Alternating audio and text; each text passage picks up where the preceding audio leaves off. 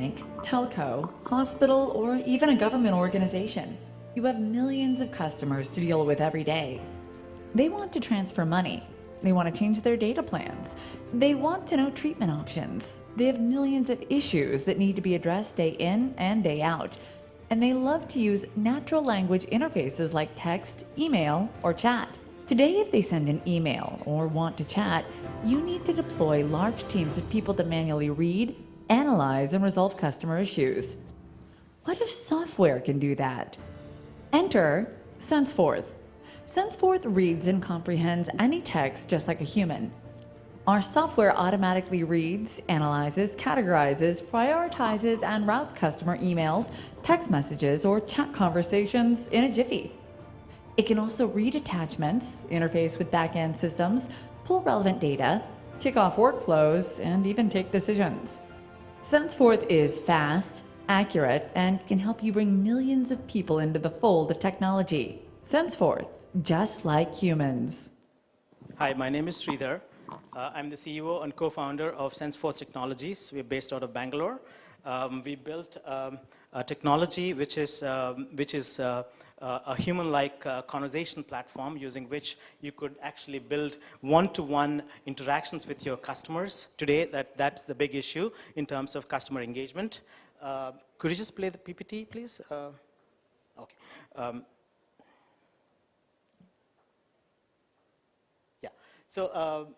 So if you, the problem statement, the very problem that we're solving is today, if you look at live chat, the live chat, there are human agents in your call center, and then they're trying to actually talk to or chat with the customers. That's really expensive because an effective or an efficient human agent can only chat with 3 people simultaneously. That means at any point of time, if you're getting 1,000 people asking for a simultaneous chat, you need to have 333 people in your call center. It's just not scalable.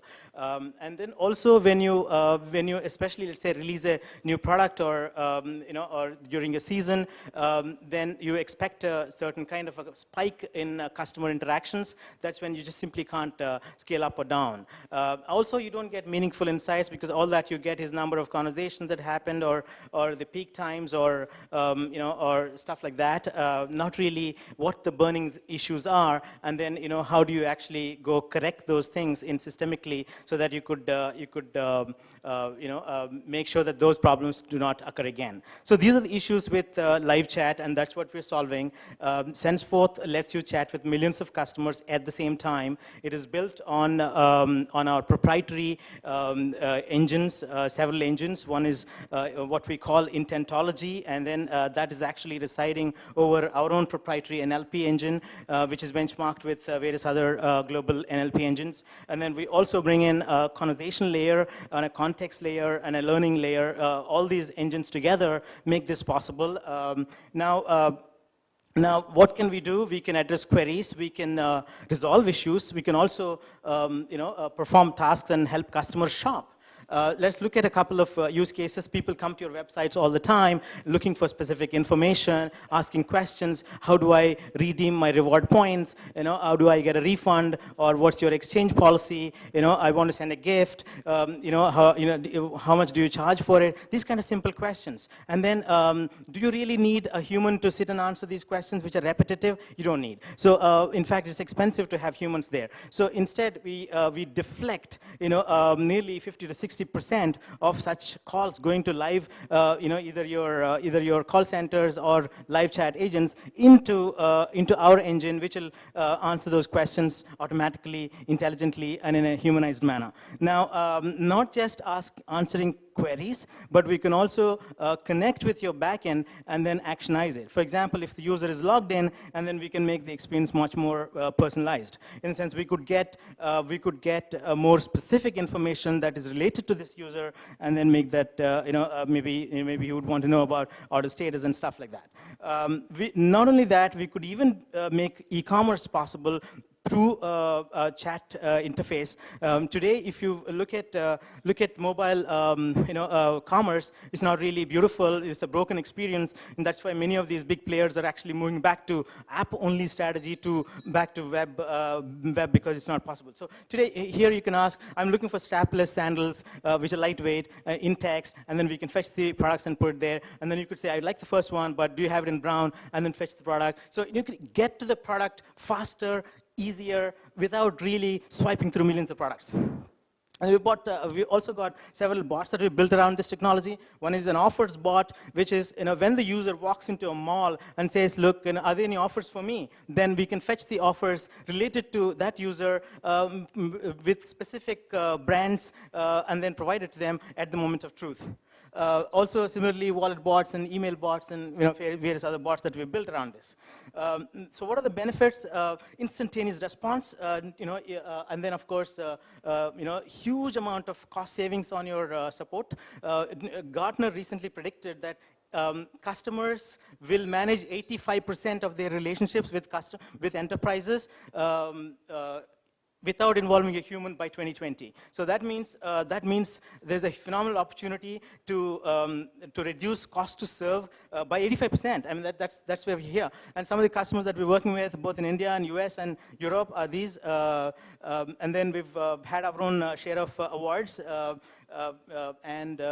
advantage is that ours is a proprietary technology. We patented it, and then also it is run by a bunch of guys who are from IIT, IIM. Also worked with large tech companies, worked with Fortune 500 companies across the US, Europe, and Asia Pacific.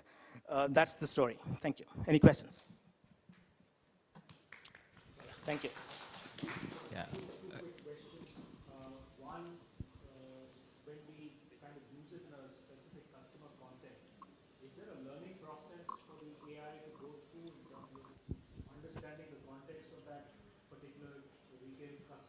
Yeah, we bring in pre-built ontologies which are basically domain knowledge that comes with it, and then apart from that, intentology, which is specific to your domain, is actually, or your business can be tuned to it, and which we do it over a period of 3 to 4 weeks. 3 to 4 weeks is the implementation cycle. Right. Secondly, what is the plan, commercials?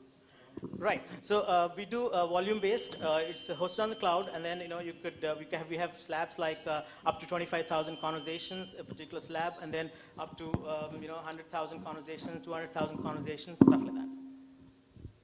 So 3 questions. First is, how far in a conversational journey does your bot go, and at what point does a human have to transition?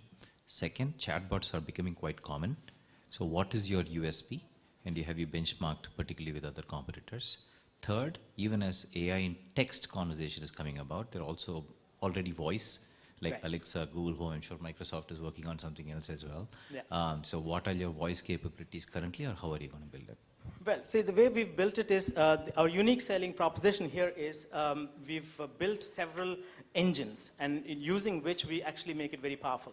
Now, we've benchmarked ourselves, as I said, with NLP from Stanford, NLP from Alchemy, which is a company bought over by IBM last May. And then our nearest competitor, we've benchmarked with 8 NLP engines globally. Nearest competitor got 2.82 on the score, and we were at 5.64. So that's the kind of quality that we can bring in, because we're using very unique kind of concepts here. We've innovated on stuff like synergistic boundaries. For example, if you take a piece of sentence, the computer doesn't understand it, right? So many people here know that computers just don't understand it. It's like even a 3-year-old can understand a sentence, and the computer doesn't understand it. How do you make it understand it? Is by actually figuring out the meaning and the intent of it. So what we built is intentology, which is a concept enmeshed with ontology of a particular domain. So that gives us the right intent out of this. It's not simply saying that I want to go from A to B. I mean, that's a simple intent. But then there are complex intents. So our intentology picks the intent.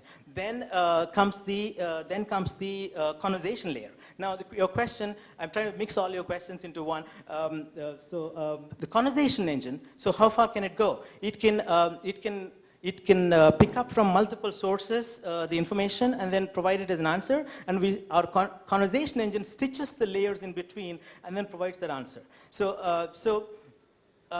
there are points that it won't understand, right? Then it would ask questions. It will disambiguate and try to understand, try to elicit the response from the user. Okay, do you want to close a credit card? I mean, or you want to block a credit card? Which kind of credit card?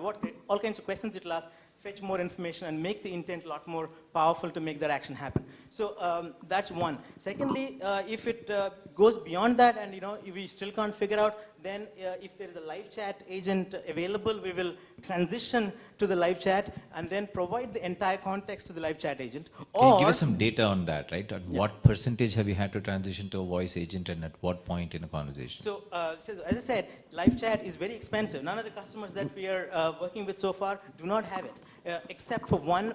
In fact, I just got a confirmation for a deal from L Brands in the US. They own the largest brands like Victoria's Secret, Pink, and Herman Miller and stuff like that. So these guys only are the ones who have the live chat. Other guys don't have. So the reason why they don't want to have live chat is very expensive. Even for top brands, it's very expensive to actually have. If you have large volume of customer interactions, like millions of people coming and hitting your website. So that the percentage of our accuracy is 75% at the time of go live. So over a period of 6 months, after better tuning, we will take it to upwards of 80s. One last question. I have a question. I think quite in tune with that. There are people who have struggled with this, even from an automated email response perspective. You said a 3-year-old child can understand a sentence. I can give you hundreds and thousands of examples in our day-to-day life where human beings don't understand it. Right. I have had thousands of people in healthcare. It's like I always give this example. People give us a standard answer, right? A person has had an accident. He's going to miss his flight. He gives a call. The human person on that call says, "I'm sorry, you have done a web check-in. I cannot do it. Your flight will need to be cancelled." Right? Right. A human being in an ICU, you go out there. A person is bleeding, going to die. He says, "Please fill up a form." Standard answers. You are trying to do it on a live chat, right, intelligently. I'm trying to understand, back to his point is, do you have data points to say how relevant has that chat been and how sustainable it is? Yeah, as I said, it is 75% accuracy at the time of go live, because what happens is most of the times your large percentage, which is nearly 60% plus of the queries that come in, are really simple questions. Okay, that makes our life easy. So that means they're asking for, how do I, what's my Swift code? And and then we provide the answer, and then he will ask a relevant question. We provide the answer, and he'll go off.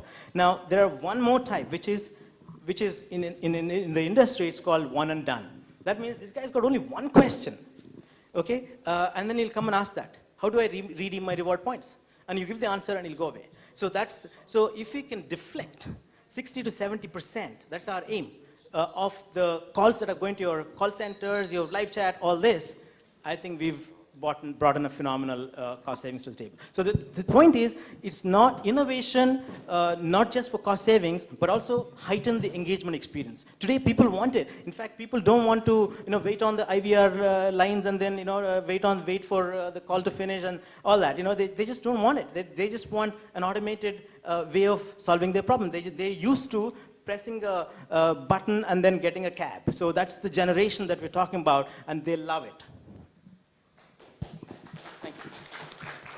Sir, you had a question for him. I just wanted to ask one question. Sure. In the customer interaction, whether it is through a call center, through a email, through a chat, what percentage, to your mind, is customer interaction through chat as of today? Through live chat or intelligent virtual chat? Either way, live chat or there are people calling the brands or the companies or the telecom or credit cards or whatever way. Yeah. So there are calls, there are emails, yeah, and then there are FAQs, which are already there on websites. Right. The 60% of the questions are already answered by all the brands. Exactly. In FAQ. Good question. What percentage is the chats? Okay, global standard of, or I don't want to call it standard, but global statistic only 2% of your online visitors actually go to FAQs. 2%. Because they don't want to wade through it. What is the percentage interaction through chats? Through chats, I don't have the data. But the data that I have is that one of the clients that we're working with has 5,000 member team for their phone call center. Now, they have a 800 member team to handle their email. So I mean, these are like large volumes. I mean, and then they just are struggling. And so they're like running their its own companies. And then some of them are captives, partly captive, partly outsourced, all kinds of stuff. So this is an area which is going to be disrupted completely right now. It needs to be, because it's all simple things. People want simple questions, simple answers. Thank you so much. Thank you. I hope there are no more questions for you. Thank you. We now welcome Shopper 360 for their presentation.